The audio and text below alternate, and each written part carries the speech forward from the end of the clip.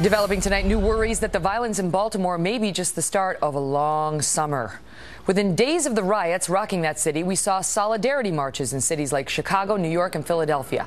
And while marchers complained about racism and police brutality, a number of writers have suggested there is a deeper frustration here, a sense that folks in these communities feel trapped and ignored at a time when we thought the election of President Obama signaled a new era. In fact, a New York Times CBS poll out this week says race relations are at their lowest point in more than 20 years, with 61% of Americans calling them generally bad.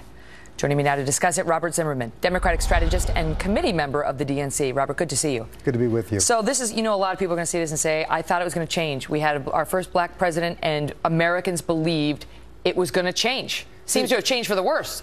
This issue is so much bigger than political scapegoating. And, what I say to those people is the same thing I say to people who try to blame our police officers because of the violent images that we see on mobile devices, and especially when our police are on the front lines in terms of building community relations.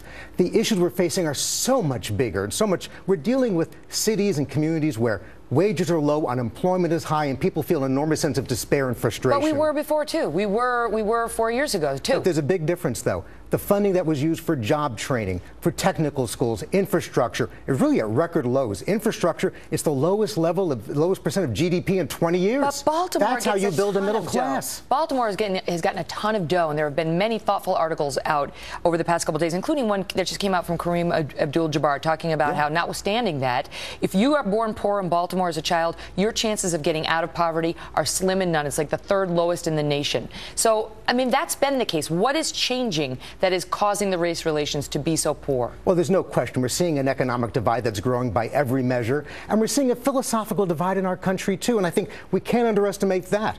The president has laid out his agenda focusing on infrastructure development, job training, and the Congress has cut funds for that, for job training, for employment programs, for technical schools, even for cameras for police officers in the Department of Justice. Congress cut funding for that. Let me play devil's advocate on that. Could it be that, we've seen obviously the videos of the generally white police officers and the black defendants or victims, depending on the case, and the conflicts that they've had. So that causes upset in the African-American community. But then the response from people like President Obama or this mayor in Baltimore that seems to spend a lot more time talking about how bad the cops are before the judgments are in, causes anger and angst in the law enforcement community and among some whites. Well, Megan, it's an interesting point, because what we're also seeing, as we did in Baltimore, police officers were African-American. In the Eric Garner case, a police officer who's a sergeant was on the scene at the time as well. So I think it's in many cases, it's a mistake just to define this simply as a racial matter.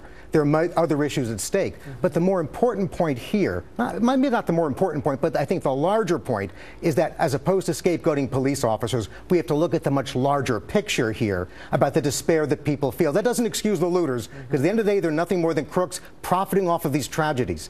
But you understand what the protests are for. People want to feel a sense of optimism and hope. They want to feel they have a chance for a job. They want to feel hope and change. They sure do. And by the way, nothing wrong with that. Great to see you, Robert. You too. Well, the so-called Clinton machine this week kicked into high gear. This is about your friend Hillary Clinton. Going after the writer who touched off all the questions about the multi-million-dollar Clinton Foundation. Well, that writer is here next to respond to the attacks on him. Plus, the terror attack in Texas has started a First Amendment fight over whether offensive speech is protected by the Constitution and should be encouraged. Rich Lowry and Alan Dershowitz are here to weigh in, and I'll have a few things to say as well. If they never had that event, the jihadis would have never shown up. That's the cart before the horse. It's just that simple.